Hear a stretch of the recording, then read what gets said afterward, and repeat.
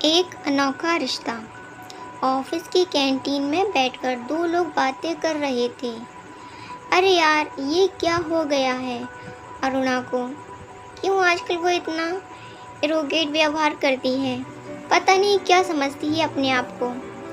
मैंने कुछ कहा तो कहने लगी, अपने काम से काम रखो। अपने कलीग साथ बात करने का ये कोई तरीका है? पहले आदमी ने कहा, अरे भाई, लगता है तुम्हें पता नहीं है कि 2 महीने पहले ही उसका तलाक हुआ है। डिप्रेशन में होगी बेचारी, इसलिए ऐसा बर्ताव करती है। दूसरे आदमी ने कहा, बेचारी? और वो बेचारा तो उसका पति होगा। अच्छा हुआ जो उससे अलग हो गया। पहले आदमी ने अपनी भड़ास निकालते हुए कहा। इन कड़वी बातों को सुनने वाले ये दो आदमी ही नहीं थे, उनसे कुछ ही दूर दूसरी कुर्सी पर बैठी खुद अरुणा भी इनकी नीम सी कड़वी बातों को सुन पा रही थी। अरुणा हर दिन अपने अतीत को भुलाने की कोशिश करती, लेकिन उसके आसपास रहने वाले लोग इस तरह की बातों से उसे हमेशा अतीत में ढकेल देते। कारण चाहे जो भी हो, अरुणा ने अपने पति से अलग होने में ही अपनी और उसके पति की भलाई समझी थी। उससे ज़्यादा तो उसका पति तलाक चाहता था। ऐसा नहीं है कि अरुणा ने अपनी शादी बचाने का प्रयत्न नहीं किया था, लेकिन अंत में उसको भी मानना पड़ा कि इस शादी में वे दोनों किसी कैदी की तरह रह रहे थे। इसलिए उसे तोड़कर दोनों का आज़ाद होना ही बेहतर होगा। रिश्ता चाहे अच्छा हो या बुरा हो, टूटे तो दर्द तो होता ही है, और इसी दर्द से अरुणा गुजर रही थी। इसीलिए स्वाभाविक है कि उसके व्यवहार में थोड़ा बदलाव तो होना ही था, लेकिन हर किसी को ये खुशनसीबी नहीं मिलती कि उसके आसपास के लोग उसको अच्छे से समझा पाएं। अरुणा के ऑफिस के लोग और ख़ासकर उसकी बॉस भी कुछ इसी तरह के लोगों में से थी। उसे सिर्फ काम से मतलब था, किसी की एम्प्लॉय की पर्सनल लाइफ से वो हमेशा दूर ही रहती थी।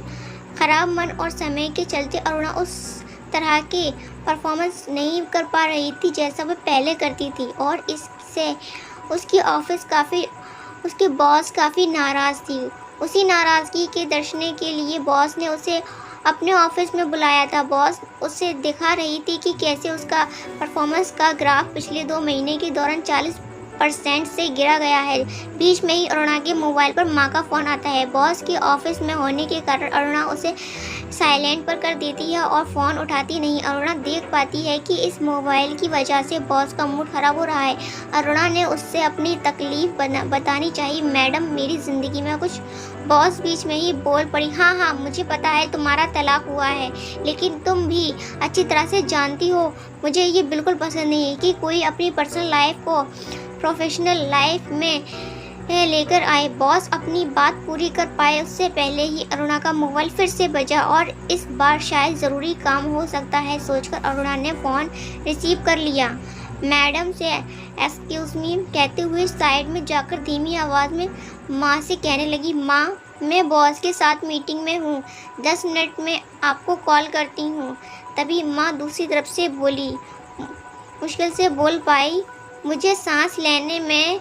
अरुणा को ये समझते देर नहीं लगी कि बीपी की दवाई नहीं खाई होगी, इसलिए अब उनका बीपी लो हो गया होगा और सांस लेने में तकलीफ हो रही होगी। पहले ही गुस्से में बैठी बॉस अरुणा को अपने अनप्रोफेशनल बर्ताव के लिए खरी खोटी सुना रही थी, और ऊपर से ऐसी परिस्थिति कि अरुणा को इस मीटिंग को तुरंत छोड़कर जाना पड़े। अरुणा ने वही किया जो उसे करना चाहिए था। वो अपने बॉस को सॉरी बोलकर तुरंत माँ की हेल्प करने दौड़ पड़ी, ये जानते हुए भी कि शायद इसके परिणाम स्वरूप उसकी नौकरी भी जा सकती है। टैक्सी में तेजी से बैठी घर की तरफ जा रही अरुणा के दिमाग में कई विचार चल रहे थे, जैसे कि कहीं माँ को कुछ हो तो नहीं जाएगा, मेरे पहुँचने तक वो सर्वाइवर कर पाएंगी या नहीं। ऐसा वक्त में ये सुभाष कहाँ चला गया होगा?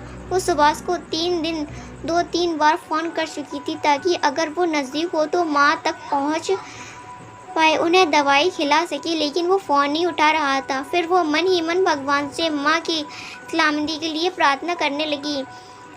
मिनट बाद वो घर पहुँची तो दौड़ती दौड़ती घर के अंदर जाती। माँ लगभग अधमरी सी एक सांस के लिए तड़प रही थी।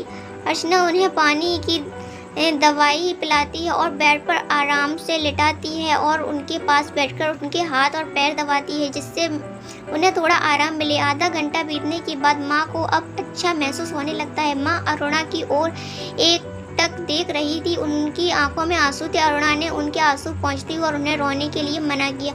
माँ ने कांपती हुई आवाज़ में कहा, अरुणा आज तुम नहीं आती तो शायद मैं। अरुणा ने उनके मुंह पर हाथ रखते हुए कहा, कैसे नहीं आती माँ, तकलीफ में हो और बहू ना आए, ऐसा हो सकता है भला?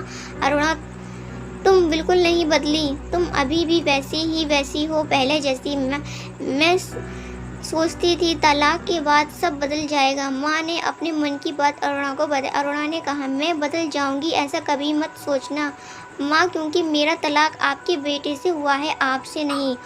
और हाँ, जब भी ज़रूरत पड़े आपके एक कॉल पर मैं हमेशा आपके लिए हाजिर रहूँगी। तब तक सुभाष भी ऑफिस से घर लौट आता था।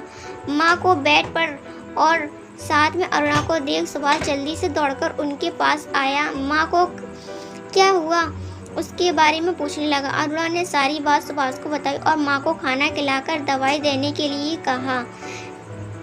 सुभाष ने अरुणा से कहा, शुक्रिया, तुमने माँ के लिए इतना कुछ किया। अरुणा जाते जाते सुभाष से कह गई, कुछ रिश्ते के नाम नहीं होते, लेकिन कुछ रिश्ते दिल से भी निभाए जाते हैं। दोस्तों, वीडियो कैसी लगी कमेंट में ज़रूर बताएं। चैनल को सब्सक्राइब